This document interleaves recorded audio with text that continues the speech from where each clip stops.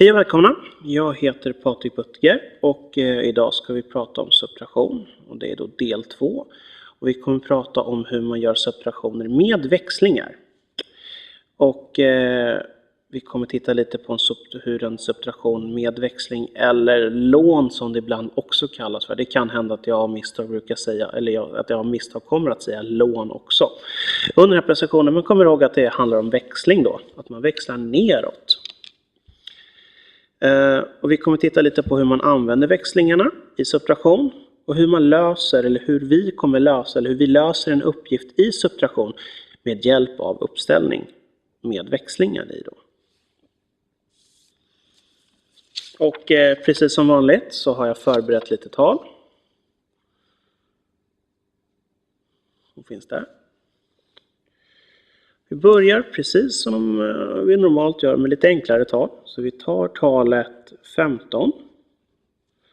Subtraherat med 6. Kommer ihåg att använda linjal precis som alltid. Så det blir snyggt och prydligt. Så har vi då 6 eller 5 minus 6. Om du har 5 kronor och blir av med 6 kronor. Ja precis, då fattas det ju 1 krona. Och det är i sådana här tillfällen som vi behöver att växla 10 här. Att använda oss 10. Det man gör då är att vi lånar 10. Växlar den till 10 ental. Tänk att du har en 10 krona och gör om den till 1 krona helt enkelt. Då har du då 15 helt plötsligt. Så du har 15 kronor här. Då har du 15 minus 6. Och 15 minus 6, ja, det är 9. Vi fortsätter. Vi tar 42 minus 19. Se till att använda linjal precis som alltid.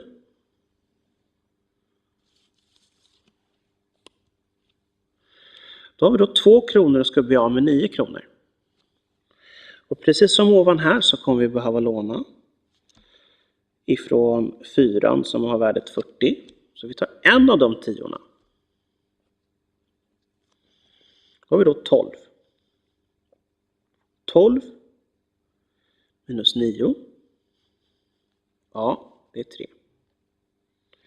Och här har vi då tagit en av de 4. Det betyder att vi har 3 kvar här. 3 minus 1. Ja, det är 2. Sen har vi 635. Subtraherat med 206.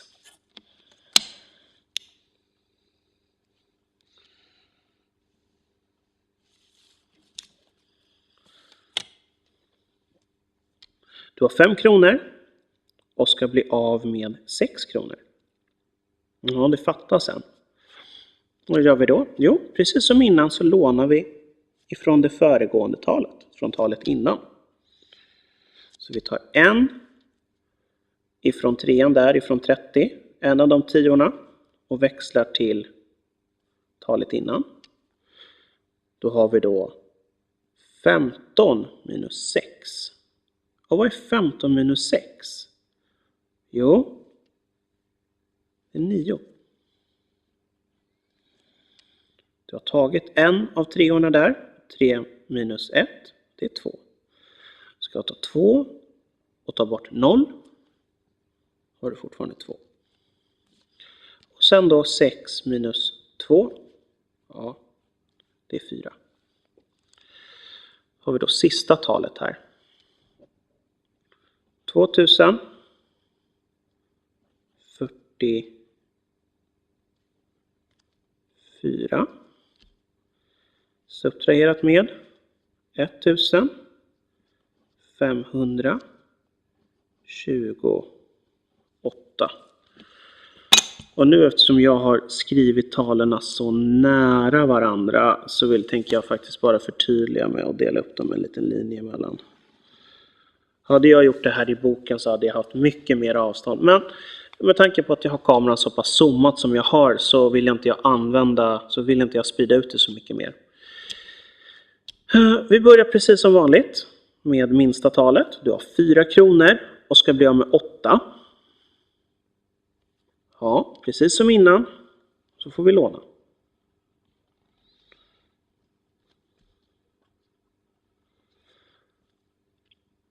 Då har du 14 och ska ta bort 8. Det är 6. Här har du tagit bort en av de 4. Så det är alltså 3 minus 2. Och det är 1. Du har inga kronor och ska bli av med 5. Ja, då fattas det ju 5. Så då måste vi låna, och precis som innan kan man tänka sig att du tar i det här fallet en 1000-lapp och växlar till 10-hundringar. Man kan tänka sig egentligen varenda gång du gör en växling i subtraktion så kommer det alltid stå en 10 över.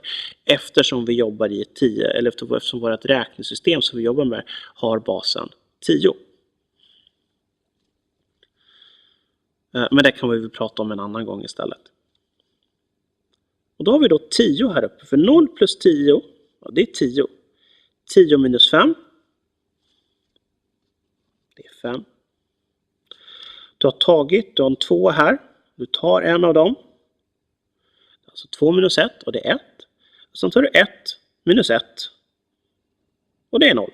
Och eftersom det är sista talet så kommer vi inte att skriva det.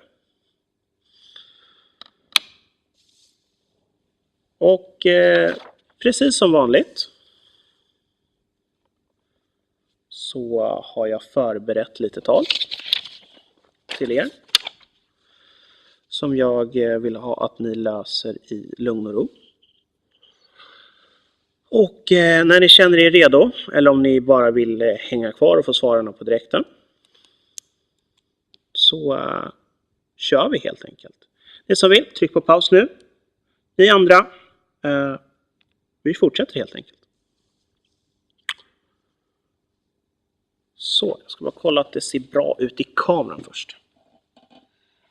Flyttar dem lite mer åt sidan. Sådär, då har jag lite yta att jobba med. Okej, då börjar vi med första talet helt enkelt. 6000. 46.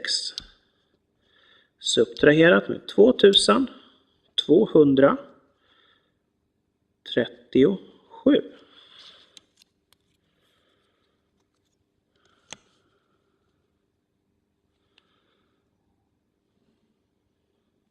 Du märker att pappret här håller på att röra på sig. Så vi använder oss av våran bästa vän. Herr Tejp.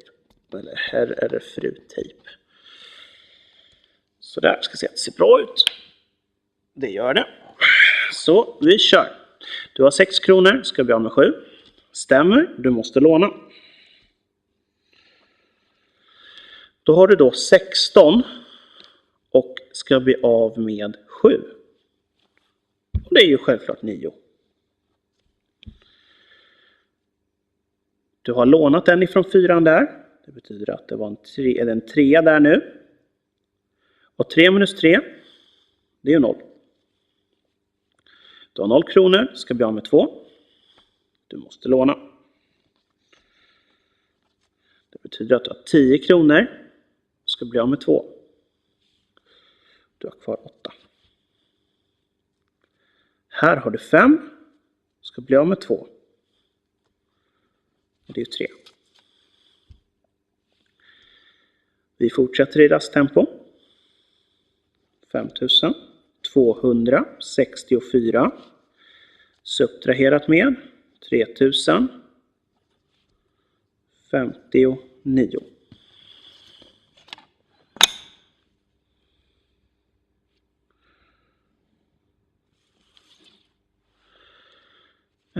Du har 4 ska bli av med 9. Stämmer. Du måste låna.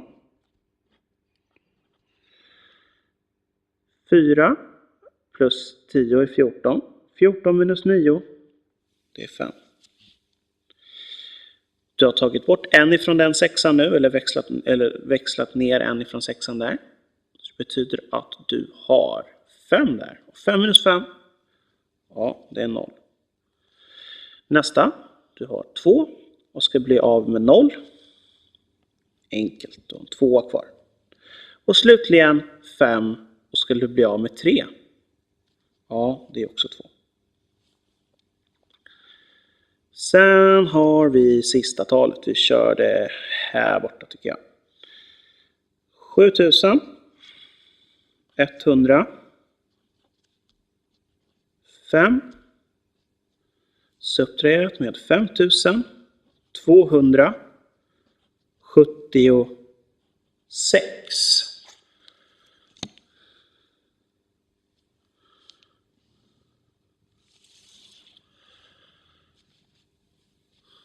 Du har 5 och ska bli av med 6. Det fattas en hel. Och här är det ju lite klurigare. För nollan, den har ju inget värde.